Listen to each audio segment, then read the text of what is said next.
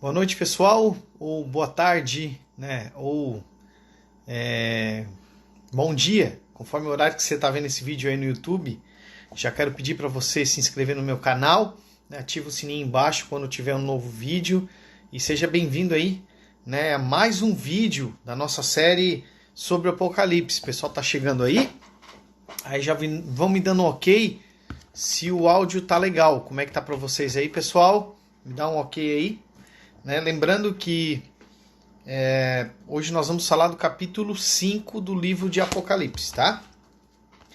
Então pega aí uma caneta, um papel, vai aproveitando agora para compartilhar esse vídeo aí, né? Tem um aviãozinho aí debaixo da sua tela, manda pro pessoal também, já convidando, né, para essa nossa leitura de hoje, né? Reforçando, boa noite Maxwell, Elke, o pessoal tá chegando agora. Legal, gente, que bom que o áudio tá bom. Hoje é um assunto muito legal, né?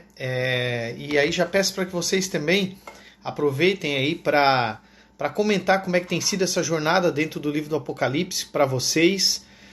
Não sei se todo mundo que está me ouvindo já tinha lido o Apocalipse, se já conseguiu ter uma visão assim um pouco mais abrangente do livro. Né, nós comentamos aí que basicamente até o capítulo 3 é um texto mais conhecido. Geralmente os pastores costumam não, ou os pregadores, não digo só pastores, né? Mas quem prega não costuma se aventurar muito além disso, né? Muito além aí do capítulo 3. A gente já falou do capítulo 4 aí na semana passada. Então, só reforçando, quem não viu os vídeos anteriores, é importante, principalmente no estudo do Apocalipse, para que você não perca, né, a dinâmica, não perca a linha mestra que liga todos esses capítulos. Isso é muito importante, né? Quando a gente cai no meio do negócio, aí pode ser que você não entenda muita coisa. Então, se você chegou aqui hoje pela primeira vez, seja bem-vindo, fica por aí, mas não deixa, né, de assistir os vídeos anteriores, né, que eu dou um panorama geral do livro, e depois a gente falou aí do capítulo 1, capítulo 2 e 3 num vídeo só. E semana passada aí nós falamos do capítulo 4, tá? Isso é muito importante para que você tenha noção de algumas coisas que nós vamos estar falando, porque algumas coisas nós vamos, alguns conceitos que eu já falei, bati bem, a gente só vai passar porque não tem necessidade de reforçar tudo novamente. Então, assista os vídeos anteriores, né? Faz uma revisão. Lembrando que lá no YouTube, o nome do canal é Daniel De Luca mesmo. E nos vídeos no YouTube eu tenho conseguido colocar um esqueleto do que eu tenho falado, um resumo, tá? Um resuminho ali com os principais pontos, para que você possa talvez rever o vídeo e nortear aí o seu estudo, né? Mas aqui no IGTV, que também o vídeo fica aqui no IGTV e vai para o YouTube amanhã. Então aproveito para você, se não conhece o meu canal, se inscreve lá no YouTube, né? E para que você possa também rever de uma forma mais tranquila, tá? Hoje nós vamos falar do capítulo 5. O capítulo 4, fazendo parte ainda da primeira seção do livro do Apocalipse, é uma cena, né, os dois capítulos estão relacionados a uma cena que acontece nos céus, né? E no capítulo 4, que nós falamos na semana passada, o alvo, ou foco era o trono de Deus Pai, tá? Então o foco, os dizeres ali, os cânticos de adoração e louvor, eles são direcionados ao Deus Pai. Lembrando que tanto o capítulo 4 quanto o capítulo 5 são divididos em 5 sessões, e essas sessões você encontra na descrição do vídeo passado, que está lá no meu canal no YouTube, e também eu falei, obviamente, no mesmo vídeo que está aqui no meu IGTV, no meu Instagram. Mas hoje nós vamos falar então do capítulo 5, espero que você tenha aí já a sua caneta, papel na mão, e a sua Bíblia, porque nós vamos ler alguns textos aqui, para que a gente possa então começar esse vídeo, tá? Então, só fazendo um pequeno contexto, gente, à medida que essa visão está acontecendo aqui, né? Qual era o pano de fundo da igreja? A igreja estava debaixo de uma forte perseguição, e uma mensagem muito forte acontece no capítulo passado, falando exatamente de que, por mais que a igreja estivesse debaixo de uma perseguição motivada, né, autorizada aí por um império humano e alguém centrado, né, neste trono, que era o imperador, né, no final do capítulo 4 nós encontramos ali a forte figura exatamente de Deus no trono, né? Então, uma mensagem muito poderosa para a igreja, falando que quem governa o universo, quem governa todas as coisas, ou quem dá a palavra final, não é o imperador romano, não são os poderes temporais humanos, mas é o próprio Deus. E aí agora, né, e no finalzinho do capítulo 4 tem esse clímax que vai exatamente para o capítulo 5, que é a chegada do Cordeiro diante do trono de Deus Pai. Então vamos ler o versículo 1. O versículo 1 diz assim: Então observei na mão direita daquele que está sentado no trono um livro em forma de rolo, escrito de ambos os lados e selado com 7 selos. O capítulo 5 começa falando de um livro selado, um livro hermético, um livro fechado que está nas mãos de Deus. Tá? Agora, que livro é esse? Que livro é esse que está aqui descrito no capítulo 5? É o livro que fala, gente, do domínio de Deus sobre todas as coisas, né? Da história que o próprio Deus escreveu e deveria então se desenrolar para a consumação de todas as coisas, ou a consumação dos séculos. Lembrando, né, que essa história culmina, né, ela termina com a libertação final do povo de Deus, exatamente quando até a morte finalmente vai ser subjugada e a punição de todos aqueles que ao longo da história se voltaram aí contra Deus e a sua igreja. Ou seja, tudo o que está escrito no livro do Apocalipse é revelação do conteúdo deste livro, né? E exatamente, novamente, nós vemos aqui a questão do número 7, 7 selos, né? Lembrando que o número 7 sempre que aparece é uma placa indicativa dizendo assim, ó, preste atenção nisso, né? Quando a gente encontra o número 7. Claro que o número não tem um poder em si místico, mas simplesmente são aquelas numerologias bíblicas que nos fazem atentar de uma forma mais profunda ao significado daquele momento, daquele versículo ou daquela palavra. Então esses 7 selos, né, ele fala deste livro que está fechado, este livro que está nas mãos de Deus, e só lembrando que os capítulos 6 a 8 não fazem parte do conteúdo desse livro, tá? Então a gente hoje está falando do capítulo 5, nós temos o 6, o 7 e o 8, ainda não fazem parte do livro que será aberto, mas é uma preliminar. Então tudo isso nós vemos ali a introdução no capítulo 4, né, faça a visão de Deus. Agora o Cordeiro vai chegar diante de Deus e vai tomar o livro, a gente vai falar um pouquinho sobre isso agora. E depois os capítulos 6, 7 e 8 ainda, eles vão ser essa preliminar da abertura do livro. Tá legal? Então a visão de João agora, que estava no capítulo 4 para o trono, de onde Deus estava sentado, agora passa a focalizar na sua mão direita. E nessa mão direita está um livro, ou um rolo, né? Ou um pergaminho, né, gente? Não é um livro publicado igual esse aqui, mas os livros antigos eram pergaminhos, né? Rolos. Novamente, como eu falei, o livro está fechado por 7 selos, né? Então, a pergunta é quem pode abri-lo, né? Então, 7 ele está apontando para esse livro. Esse livro é muito importante. Esse livro é fundamental para o desenrolar de toda a história que vai ser narrada pelo livro do Apocalipse, que na realidade compreende ali o final dos tempos e o grande julgamento de Deus e a redenção final do seu povo. Mas a pergunta é, quem pode abrir? Se o livro é tão importante, o livro está fechado, quem pode abrir esse livro? E aí a gente vai encontrar isso lá no versículo 2. Vamos ler junto? Apocalipse capítulo 5, verso 2. Vi também um anjo forte que proclamava em grande voz: quem é digno de abrir o livro e lhe abrir ou lhe romper os selos? No entanto, não havia ninguém, verso 3, nem no céu, nem na terra, nem debaixo da terra, que pudesse abrir o livro ou ao menos olhar para ele. E eu chorava muito, versículo 4, porque não se encontrou ninguém que fosse digno de abrir o livro e de olhar para ele. Então aqui há uma grande comoção nos céus e João faz parte desse momento ali, estava lá em espírito, por quê? Porque não tinha ninguém digno de abrir o livro, nesse livro que é o próprio plano de Deus para a consumação de todas as coisas. E claro, se o livro não fosse aberto, a consumação ela não aconteceria, né? Os selos, eles que fecham o livro, representam de algum modo, gente, acontecimentos ou algumas coisas que deveriam acontecer para que o livro fosse aberto. Então nós tivemos aqui uma primeira má notícia.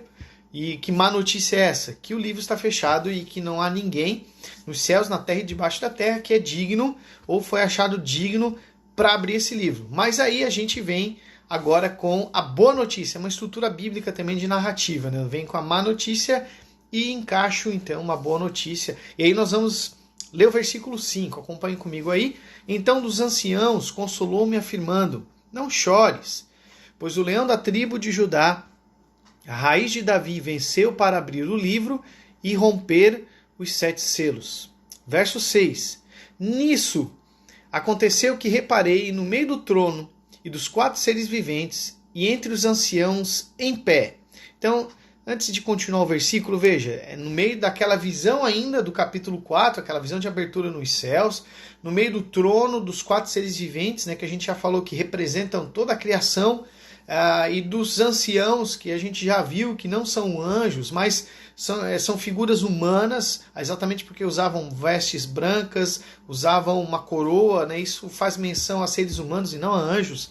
E a gente sabe que esses anjos aqui, eles são os eleitos, né? Os 24 anciãos, né? Os eleitos do Antigo e do Novo Testamento, ou seja, fala da universalidade do povo de Deus redimido e chamado ali pela cruz de Cristo. Então, no meio disso tudo, João olha no versículo 6 o quê? Um cordeiro que parecia estar morto e tinha 7 chifres e 7 olhos. Olha o número 7 de novo. Que são os 7 Espíritos de Deus enviados a toda a terra. Então, 3 vezes nós encontramos aqui no versículo 6 o número 7. Tá mais fácil agora de pegar? Cada número 7 representa preste atenção, aqui tem algo importante. Primeiro 7. Na realidade, antes disso, né, o cordeiro parecia estar morto. Então fala da morte de Jesus na cruz. Tinha 7 chifres. Gente, o que são esses 7 chifres? Né? Já vou falar isso daqui a pouquinho. E também dos 7 olhos. Por que o cordeiro está descrito com 7 chifres e 7 olhos? E, obviamente, os 7 Espíritos de Deus enviados em toda a terra. Então aqui nós temos a notícia da vitória de Cristo. Nesse versículo aqui, versos 5 e 6... Jesus é chamado aí por 2 nomes que fazem menção lá no Antigo Testamento, né? Ele era o leão da tribo de Judá, né? E faz uma referência à bênção que Jacó deu ao seu filho Judá já no final da sua vida. Essa bênção, deixa eu ler para você aqui, está em Gênesis capítulo 49, verso 9 e 10, diz assim. Então Jacó, prestes a morrer, ele vai dando a bênção para cada um dos seus filhos, e ele diz assim a respeito de Judá. Judá é leãozinho, de presa subiste, filho meu. Encurva-se e deita-se como leão e como leoa. Quem o despertará? O cetro não se arredará de Judá, nem um bastão de entre os seus pés, até que venha Siló, e a ele obedecerão os povos. Então uma visão assim muito legal, profética, realmente, porque fala da descendência de Judá, que seria como um leão, e que o cetro não se arredaria da sua linhagem ou dinastia, né? Isso vai fazer menção, obviamente, depois a Davi, que tem uma promessa semelhante no sentido de que o cetro não sairia da sua descendência, e fala no finalzinho, a ele obedecerão os povos. Então veja, João, ele fala, há uma visão, uma descrição aqui a respeito deste que está no meio do trono, agora, como o leão da tribo de Judá, a raiz de Davi. Então, as 2 referências veterotestamentárias fazendo menção à promessa ou à palavra que Jacó havia dado para o seu filho Judá. Tá legal? E aí, no versículo 6, né, nós temos ali a descrição de um cordeiro. Então, Jesus é o leão e Jesus agora é um cordeiro que parecia estar morto. Então João se vira e ele vê um cordeiro. Jesus é um leão, ou seja, traz a figura de alguém glorificado, poderoso, mas também um cordeiro. Fala dessa outra faceta da existência do próprio Cristo, que foi a sua humilhação aí na cruz, né? Interessante porque que tem 7 chifres, né? A chifre, no hebraico, a palavra keren, ela pode ser traduzida por poder. Então, quando fala dos 7 chifres, fala de uma onipotência deste cordeiro.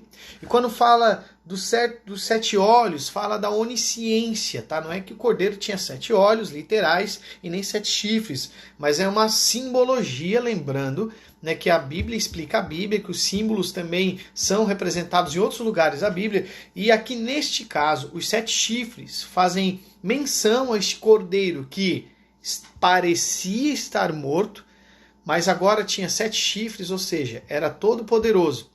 E tinha 7 olhos, né? Que ele era onisciente, ele é onisciente. Os 7 espíritos falam da totalidade do espírito, né? Do espírito completo, da completude do Espírito Santo que cobre, né? Enviado aí a toda a terra. Então aqui nós temos uma visão bem significativa, uma linguagem do Velho Testamento a respeito do Messias, né? O próprio João Batista, né?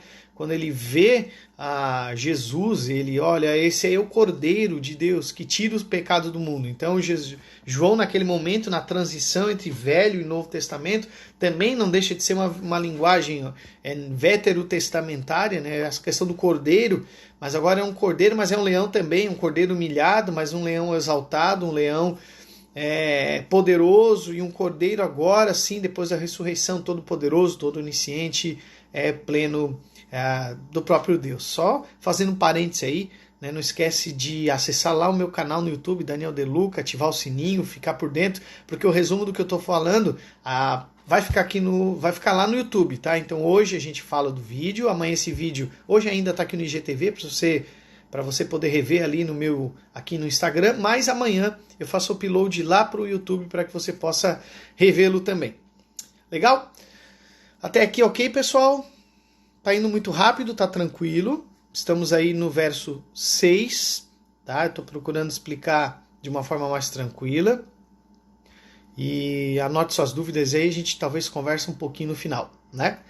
Verso 7, vamos lá? Então este cordeiro, que é também leão, ele veio e pegou o livro da mão direita de quem estava sentado no trono. Isso aqui, gente, é muito, muito, muito, muito significativo, muito poderoso.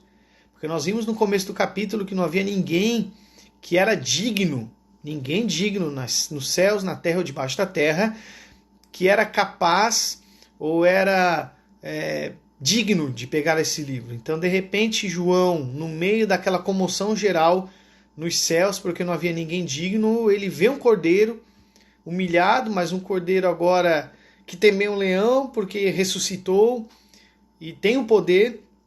E este cordeiro, né, ele vem até a mão direita daquele que está no trono e pega o livro. Então aqui, gente, nós temos o momento máximo do cordeiro. Tudo que Jesus veio fazer na terra, ele se consuma nesse momento, ou tem este objetivo de receber do Pai, então, a autoridade. Gente, o que é a mão do trono, a mão que estava no trono, abrir e o cordeiro pegar este livro, né? O que é esta entrega do livro que estava na mão direita, que está no trono para o cordeiro? Significa, gente, uma transmissão de autoridade. Grave isso.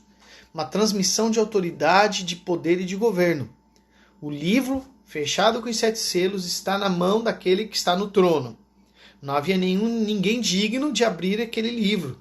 E de repente João olha, vê este cordeiro que parecia estar morto, mas não está mais, que também é o leão da tribo de Judá, que é onipotente, que é onisciente, e que agora não está mais numa posição de humilhação, mas remete também àquela visão primeira de João lá no comecinho do livro, né, de Jesus, a eternidade, que são seus cabelos brancos, os olhos como fogo, ou seja, novamente um sinal de onisciência, um Jesus que vê todas as coisas, um Jesus que discerne de todas as coisas. Esse Jesus está agora à direita do Pai e recebe do Pai este livro.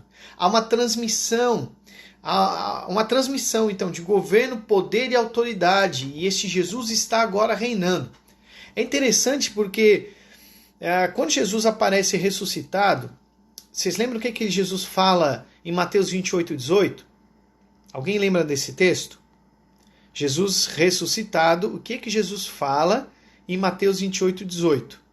Aproximando-se, e aí eu quero ler para vocês. Jesus aproximando-se, falou-lhes dizendo: toda autoridade me foi dada no céu e na terra.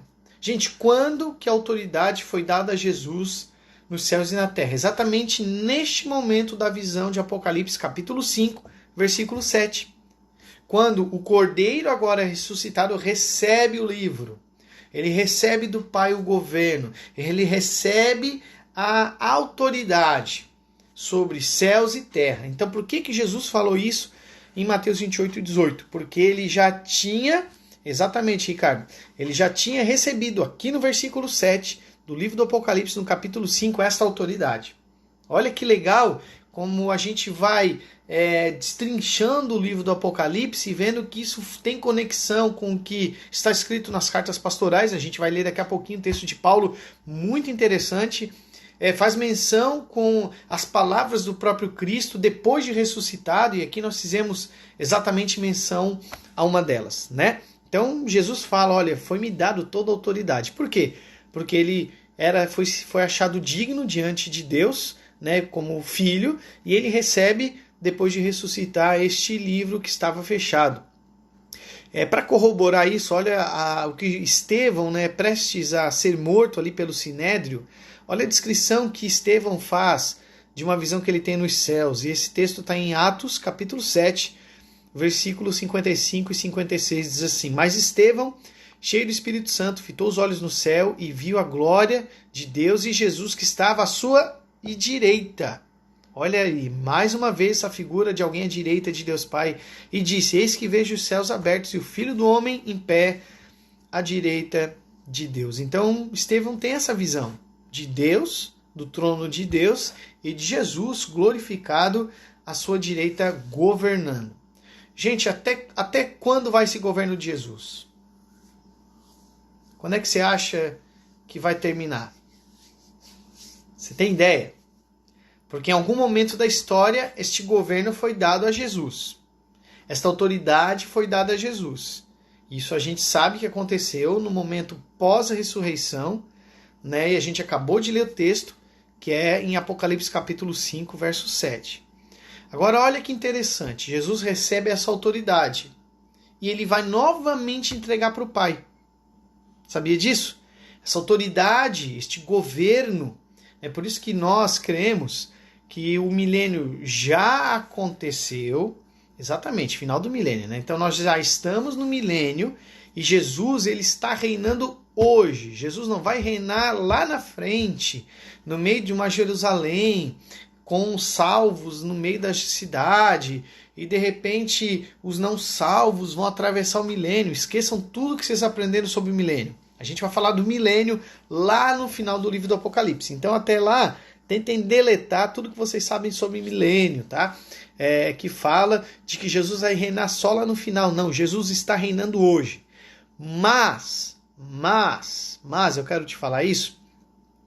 Quando chegar ao fim de todas as coisas, e toda a história se consumar, e o livro do Apocalipse fala isso, Paulo diz que algo vai acontecer. E eu quero ler esse texto para você, 1 Coríntios, capítulo 15, verso 24 e 25. 1 Coríntios 15, anota aí, verso 24 e 25 diz assim: Então virá o fim, quando ele, Jesus, entregar o reino ao Deus e Pai. Olha aí. Então, o reino, este poder, esta autoridade que Jesus recebe, depois de ressuscitado, quando ele pega o livro de Deus, o livro da mão direita de Deus, o livro que está fechado, mas vai ser aberto por ele, a gente vai ver isso mais para frente. Este governo, o próprio Cristo vai novamente devolver ao Pai.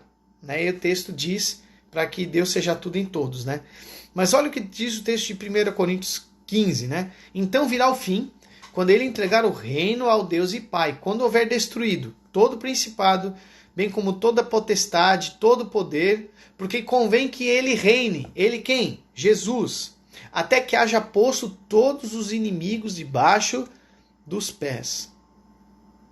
Você consegue ver como esse texto ele também tem uma profunda conexão com o Apocalipse e como ele fica claro agora? Então Jesus hoje ele reina, mas no final de tudo, quando ele subjugar todos os inimigos, ele vai fazer o quê? Ele vai pegar este governo e vai devolver ao Pai. Deu para entender? Estão comigo até aqui? Façam um ok aí. Legal isso, né? Isso é muito lindo, gente. Como todos esses textos que parecem desconectados, eles têm uma lógica. E é simples de entender quando a gente consegue encaixá-los, né? O grande problema é encaixar. E aí Jesus, olha que interessante, Paulo diz assim, convém que ele reine. Né? E aí fala, né, que ele vai reinar até quando? Até que ele tenha destruído todos os inimigos.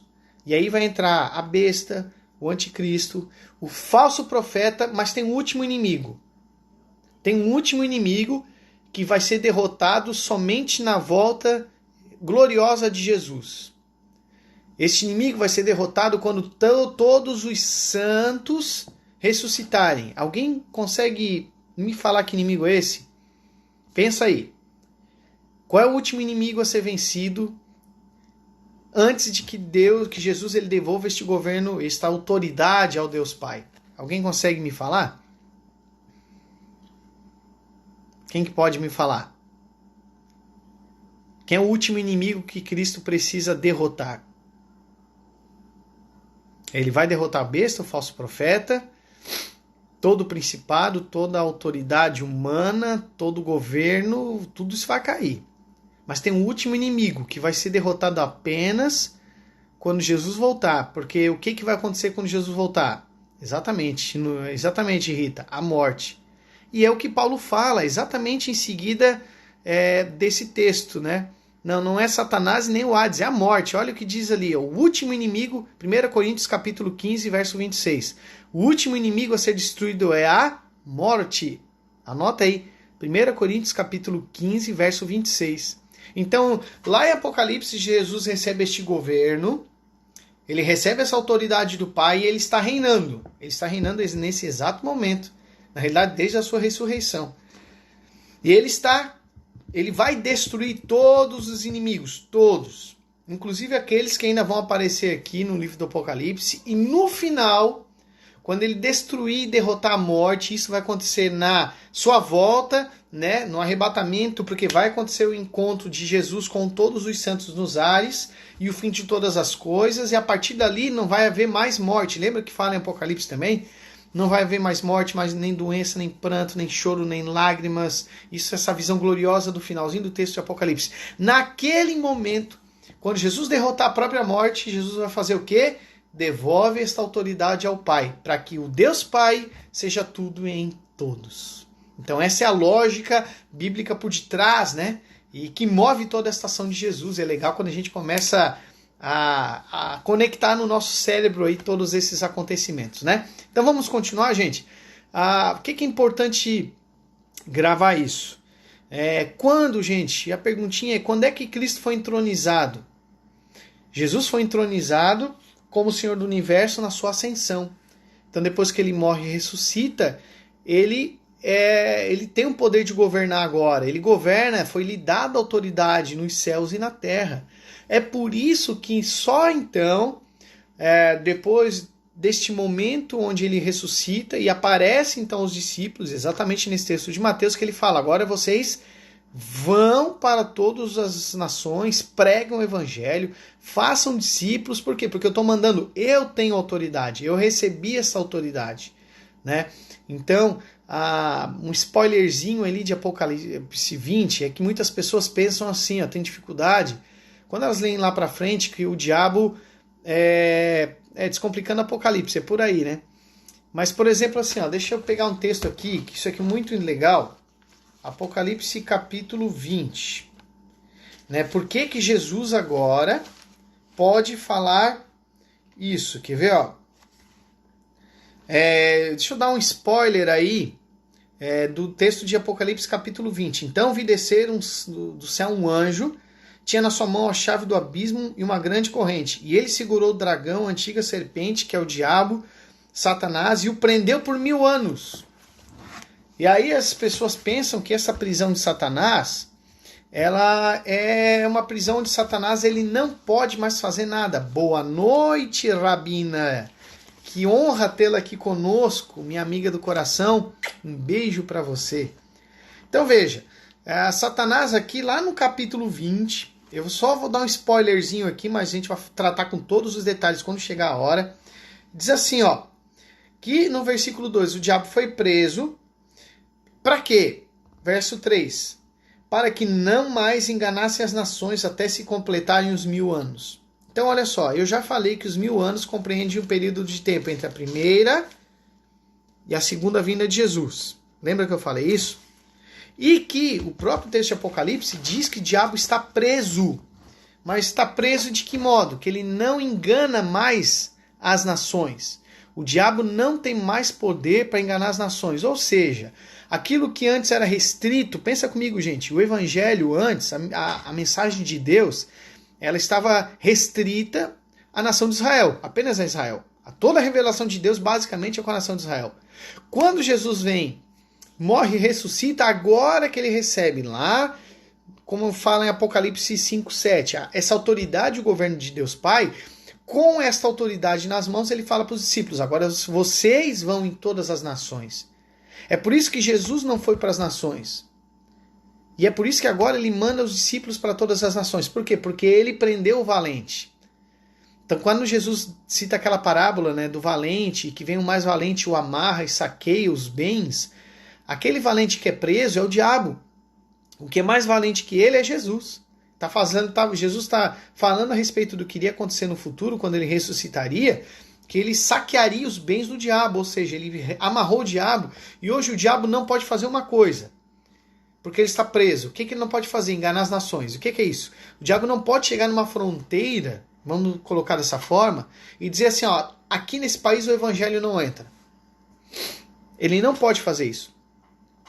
Os países mais fechados do mundo, pega aí Coreia do Norte, pega a China, por exemplo, para citar dois países comunistas que são hostis ao cristianismo. Tem igreja lá? Claro que tem. Tem cristãos se convertendo lá? Tem também. Por que tem? Porque por mais que um poder humano como o comunismo, ele queira impedir que o evangelho entre, ele não pode impedir, porque o diabo, que está por detrás de todo esse poder corrupto humano, está preso e ele não pode mais impedir o avanço do evangelho. É por isso que então, Jesus agora, que tem um poder e tem autoridade, porque ele recebeu do trono, ele pegou este livrinho, como diz ali no versículo 7, ele vai falar em Mateus 28, dizendo, agora vocês vão, preguem e façam discípulos de todas as nações. Até aqui legal, gente? Então a gente falou até agora, falamos bastante tempo aí do capítulo 5, né? Lembrando que eu tinha falado que o capítulo 4 falava sobre Deus Pai, mas o capítulo 5 basicamente era só sobre o Cordeiro de Deus e Jesus. Gente, agora preste atenção no que eu vou te falar. Todo o resto do livro do Apocalipse vai fazer menção a este ponto, onde Jesus recebe o livro e vai abrir o livro. Então, a partir de agora, ainda até o capítulo 8, nós temos uma preliminar de tudo que vai acontecer da abertura do livro, né? Mas todo o livro do Apocalipse agora vai girar em torno desse ponto, desse momento, né? Este centro onde o cordeiro que parecia estar morto e não está mais, mas ele é um cordeiro onisciente, onipotente, ele tem a raiz de Davi, ele é o leão da tribo de Judá. Este cordeiro achado digno agora recebeu autoridade e ele vai abrir o livro, tá? Agora vamos ler o versículo 8 para ver o que fala. E assim que o recebeu, ou seja, assim que ele pega este livro, né, os 4 seres viventes que representam toda a criação e os 24 anciãos prostram-se diante do cordeiro, como um efeito dominó, tá?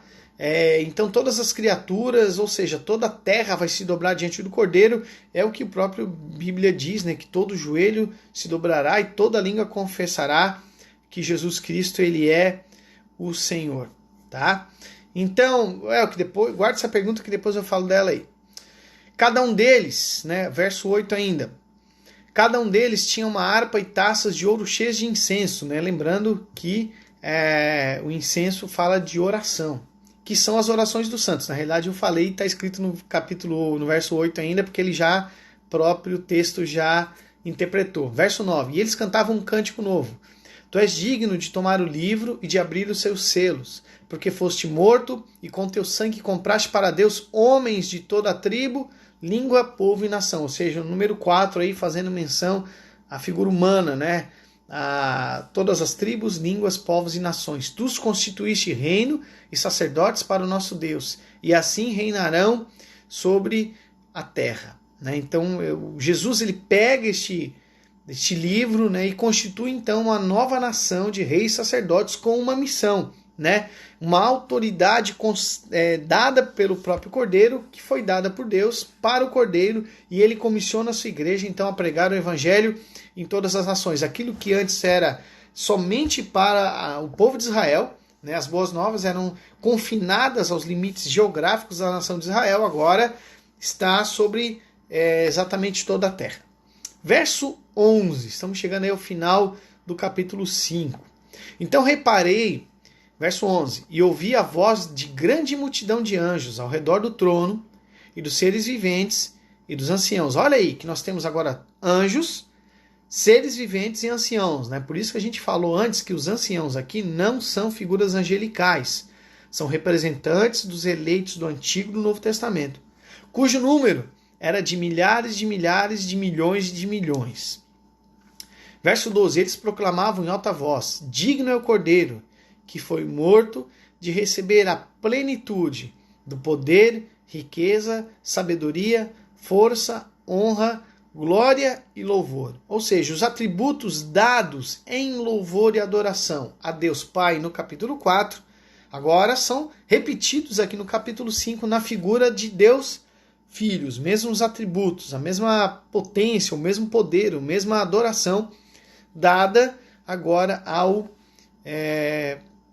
Filho no capítulo 5, né? Só lembrando o que diz o capítulo 4, né? Tu és digno, Senhor nosso Deus, de receber a glória, a honra, o poder, porque todas as coisas que tu criaste, sim, por tua causa e por causa da tua vontade, vieram a existir e foram criadas. E aí, em consequência deste momento onde toda a criação se prostra diante do Cordeiro, verso 13 e 14, termina o capítulo 5 dizendo assim, em seguida, ouvi todas as criaturas existentes no céu, na terra, debaixo da terra e no mar, e tudo que neles há, que exclamavam, ao que está sentado no trono, e ao Cordeiro seja o louvor, a honra, a glória, o domínio, pelos séculos dos séculos. E os 4 seres viventes bradavam, amém, e os anciãos igualmente prostraram-se e o adoraram. E aqui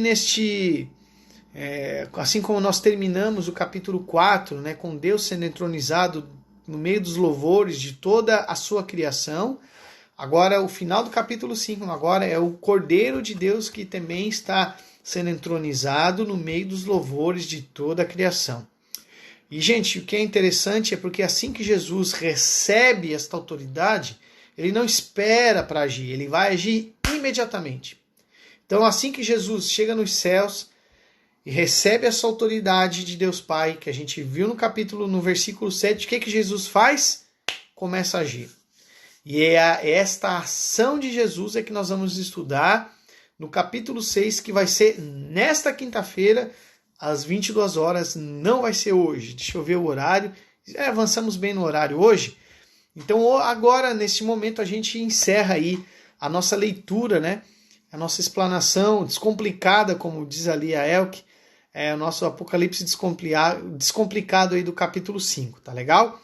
Nós ainda estamos com uma visão nos céus, ainda não começou a abertura dos livros, isso vai acontecer mais para frente, mas nós vemos essa cena que para mim eu acho tremenda, né?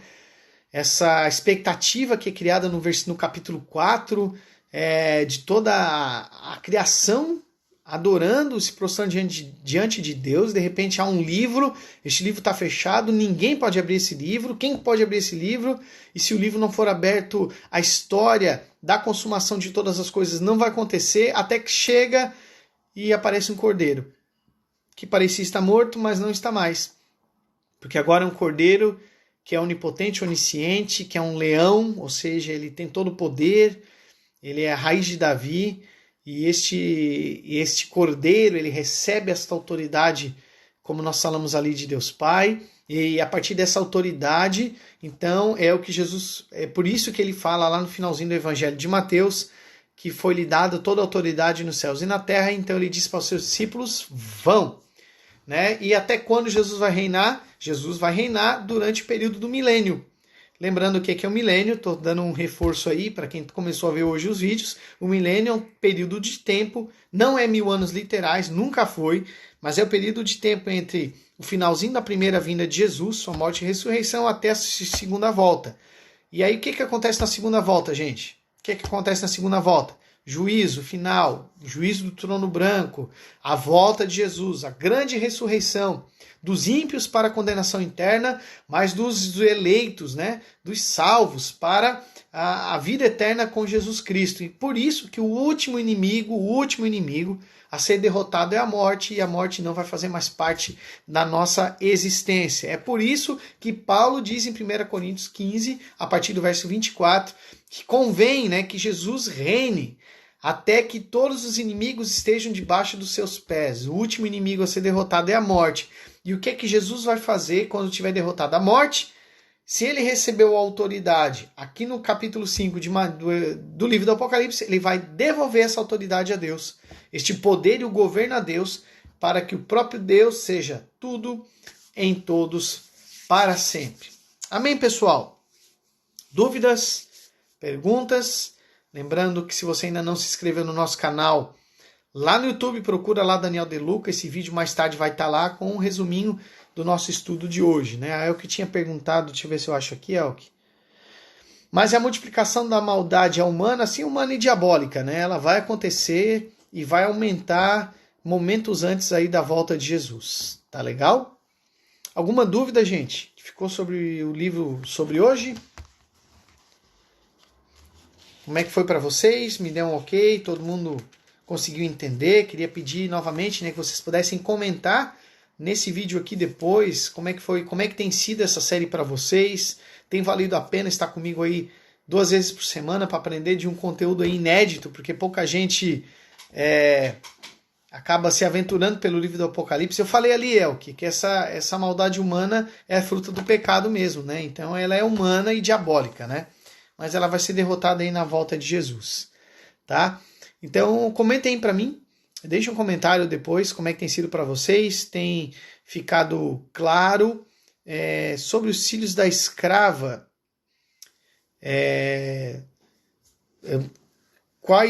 Eu não entendo qual é a sua pergunta ali, Ricardo. Você pode deixar ela mais detalhada para mim? A batalha em que Deus guerreia, isso vai ser mais para frente, Rita. A oração dos santos são as orações que se faz hoje, sim, também, Elke. Todas as orações dos santos, tá? Então, olha que coisa poderosa quando a nossa oração ela chega diante de Deus como um incenso, né, de aroma agradável, né? Semana que vem a gente vai falar sobre os selos. Então, esses selos vão começar a ser abertos, né, a partir aí do capítulo 6 até o 8, tá? Então, lembrando que do 6 ao 8 são os selos que vão vão possibilitar que o livro seja aberto. O livro sendo aberto, a gente vai estudar isso depois. Os palestinos são os filhos da escrava, é isso aí mesmo, Ricardo. Os ismaelitas, tá? É isso aí mesmo. Então a gente vai agora numa segunda sessão, né? Entre os capítulos 6, 7 e 8. 6 e 7, falar exatamente dos selos, porque o cordeiro imediatamente vai começar a agir abrindo os selos e abrindo o livro. E quando ele abrir o livro, aí começa toda a parte das trombetas, dos ais, das vozes e das taças. E a gente vai entrar com detalhes isso mais pra frente, não é exatamente o ponto central de hoje. Tá legal, gente? Espero que tenha sido bom para vocês também. Elucidativo, esclarecedor. Obrigado, Zecão e Fati, meus amigos do coração. E dúvidas? Se vocês não têm mais dúvidas, a gente vai encerrar essa live aqui. Depois ela vai ficar salva no meu IGTV. Você pode revê-la lá. E mais tarde também lá no meu canal do YouTube. Final diferente para Israel? De algum modo só, Maxwell. De algum modo, tá? A gente vai falar um pouquinho de Israel mais para frente. Não nesse momento agora, né? Existem até outros textos mais elucidativos, né? Mas de fato, quem é Israel hoje? Quem é o verdadeiro Israel? O verdadeiro Israel não é o Israel étnico, tá? É o Israel espiritual, os filhos da promessa, enxertados em Abraão pela fé, que são gentios, e os filhos naturais que se converteram ao Messias. Este é o verdadeiro Israel. Os verdadeiros israelitas não tem nada a ver com o Israel étnico, né? E muito menos, por exemplo, com o terceiro templo, reconstrução de terceiro templo. Esqueçam tudo isso aí, porque terceiro templo não vai acontecer, não vai ter terceiro templo, nada disso aí, tá? Isso aí é outra história e não vai acontecer. Fruto de uma interpretação meio equivocada de alguns textos bíblicos, tá, gente? Bom, eu acho que é isso. A gente são 10 para as 11 aqui, horário ao vivo, né? E espero que Deus os abençoe no restante da semana. Lembrando, né? Quinta-feira, 22 horas, nós vamos falar do capítulo 6. E aí começa a abertura dos selos. O livro vai ser aberto. Tem expectativa. O que será que vai acontecer à medida que os livros forem, que o livro for aberto e que os selos serão quebrados, rompidos, tá? Então, não esquece de rever esse vídeo, não esquece de ver, quem não viu os vídeos anteriores, veja os vídeos anteriores, é muito importante para que você pegue bem a linha de tudo que nós estamos falando, tá? Existe alguma perseguição diferente ao Israel país? Cara, basicamente o que existe hoje lá é uma briga de irmãos, né? Ismaelitas e israelitas, tá? Então, claro que sim, é o povo que deu origem a Jesus, há um ódio, exatamente por causa dessa historicidade, né? Mas a perseguição, ela acontece não só para os judeus, mas para os cristãos em geral, né? A grande perseguição, de fato, que nós vamos ver até em Apocalipse, é contra os cristãos de um modo geral.